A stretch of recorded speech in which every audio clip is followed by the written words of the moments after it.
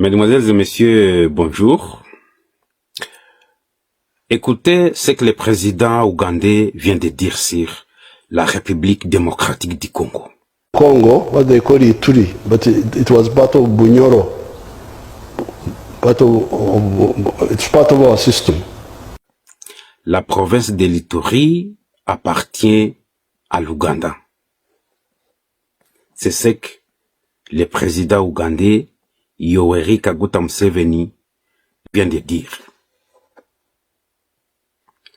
Est-ce que le président congolais, son Excellence Félix Tshisekedi, connaît qui est Monsieur Kaguta? Parce qu'on voit, sur le plan militaire, la République démocratique du Congo et l'Ouganda travaillent ensemble pour neutraliser ADF, une armée ougandaise créée par les Tutsis qui fait des manigances en République démocratique du Congo, l'Ouganda qui joue les jeux du ping-pong. L'Ouganda vient de réussir alors sa mission, parce que l'Ouganda envoie les militaires en Ituri avec l'objectif de conquérir Ituri. Ils ont créé ce mouvement en disant que ce mouvement appartient aux rebelles ougandais qui cherchent à renverser le pouvoir de Kampala, mais en réalité, c'était pour créer l'empire Hima-Tutsi. Voilà, les Rwandais s'emparent les Kivu, l'Ouganda cherche à s'emparer l'Ituri. L'empire Hima-Tutsi a atteint son objectif.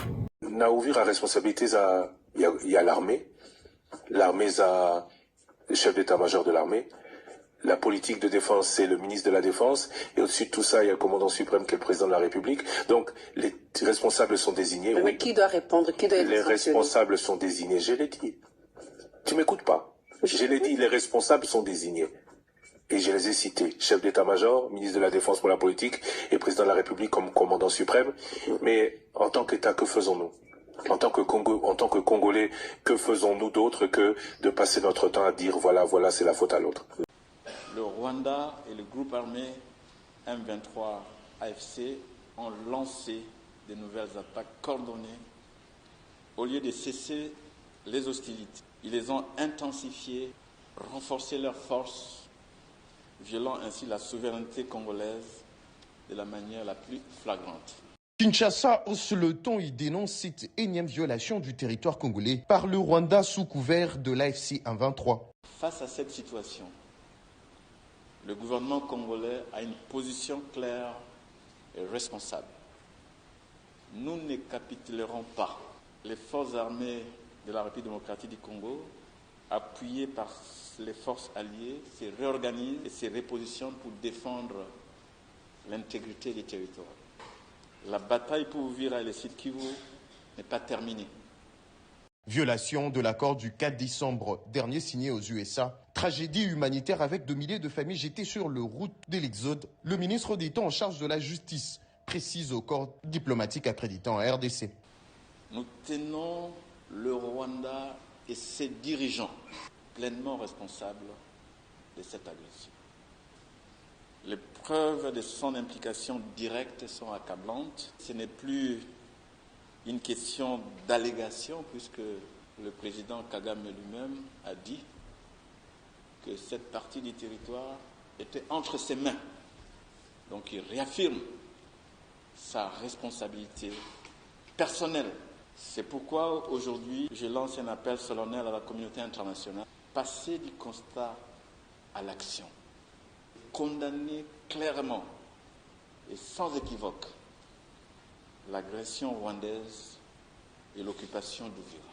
Exiger le retrait immédiat et vérifiable des forces du M23 et rwandaises du territoire congolais. Une rencontre qui intervient un jour après la 4e réunion restreinte du gouvernement présidée par le président Félix Tshisekedi sur l'aggravation de la situation sécuritaire dans l'est de la RDC. Dans un compte rendu fait par le porte-parole du gouvernement, le chef de l'État a appelé à la responsabilité et à la vigilance de toutes les institutions face à cette énième provocation du Rwanda.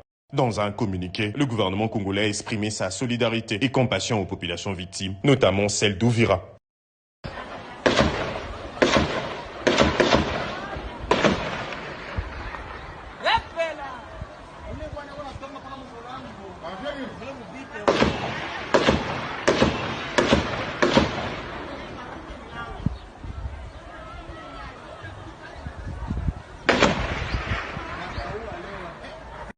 Compte rendu de la 70e réunion du Conseil de ministres. Le président de la République, chef de l'État, Félix Antoine Tshisekedi Tshilombo, a présidé ce vendredi 12 décembre 2025 à la Cité de l'Union africaine, la 70e réunion du Conseil de ministres. 4 points étaient inscrits à l'ordre du jour, à savoir 1. Communication du président de la République, chef de l'État. 2.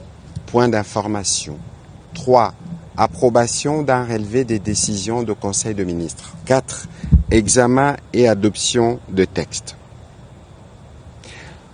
Bien avant sa communication, le président de la République, dans la suite de la communication qu'il avait faite hier à l'occasion de la réunion restreinte du gouvernement, a tenu à exprimer sa solidarité aux populations durement affecté par la récente offensive de l'armée rwandaise. À ces propos, il a instruit la première ministre et les membres du gouvernement concernés à préparer urgemment une mission humanitaire qui pourra se rendre au Burundi et en Tanzanie pour apporter l'assistance humanitaire nécessaire à nos compatriotes qui se sont déplacés à la suite de ces événements. Revenant sur sa communication du jour, le président de la République a commencé par parler de la mise en œuvre des accords stratégiques signés avec les différents pays partenaires. Il est revenu sur la série d'accords récemment conclus avec plusieurs pays partenaires d'Afrique, d'Amérique, d'Asie et d'Europe, notamment le Burundi, l'Uruguay, le Brésil, les États-Unis d'Amérique, le Kazakhstan, le Qatar, la Serbie et d'autres, couvrant des domaines variés tels que la défense, la sécurité, l'économie, les mines, l'agriculture, la culture, les technologies, l'énergie, les infrastructures portuaires.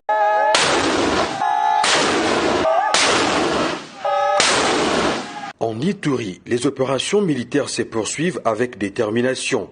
À Boulé, dans les territoires d'Indjougou, les FARDC continuent à terrifier la CRP en démantelant leur dernier bataillon résiduel.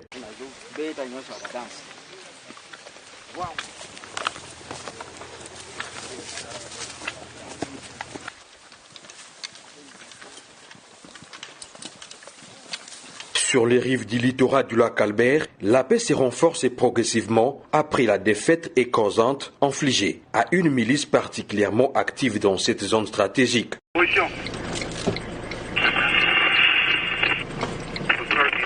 Dans ces chefferies, les troupes poursuivent et ratissent les positions de la milice de Thomas Lubanga, allié du M23, neutralisant ses poches de résistance.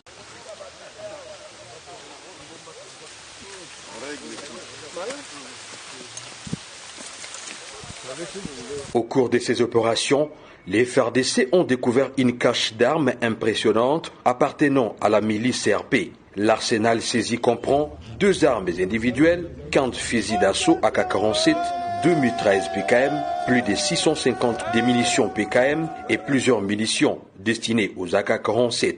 Cette énième victoire des forces armées de la République démocratique du Congo en Ituri, sous le commandement du lieutenant-général Luboyanka Chamadjoni, sur la milice CRP de Thomas Lubanga, montre clairement que cette milice est en voie de la disparition, car ils n'ont ni moyens, ni capacité, ni logistique de combattre les forces armées. Ça ne sert à rien de continuer à mourir devant le rouleau compresseur des forces armées. Ça ne sert à rien. En Ituri, Les forces armées de la République démocratique du Congo restent en première ligne pour protéger, sécuriser et restaurer durablement la paix. Nous sommes arrivés à la fin de cette édition. Merci à vous de nous avoir suivis jusqu'ici. Si vous avez apprécié ces contenus, n'oubliez pas de vous abonner à notre chaîne, d'activer la cloche de notification pour ne rien manquer de nos prochaines vidéos. Likez et partagez cette vidéo. On se retrouve très prochainement. À bientôt.